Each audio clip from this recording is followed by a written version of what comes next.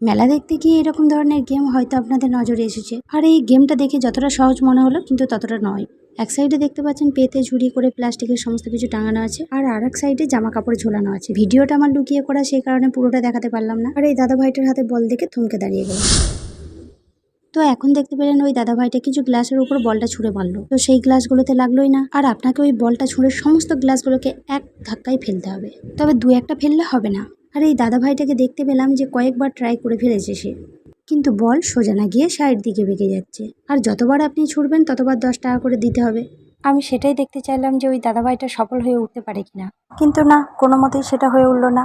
অনেক চেষ্টার পর দু একটা গ্লাস ফেলতে পারলো, কিন্তু সবগুলো ফেলতে পারলো না, সে কারণে পুরস্কারও পেল না। তারপর সে পরাজিত হয়ে তার বন্ধুকে বলটা ধরিয়ে দিল। তারপর তার বন্ধুর দ্বারাও কোনো সম্ভব হয়ে উঠলো না। তারপর সেই দাদা ভাই দুটিকে দেখতে পেলাম যে দুঃখী মনে টাকা দিয়ে তারা বাড়ি ফিরে চলে গেল। তো আজকের মতো আমিও যাই, টাটা, বাই বাই।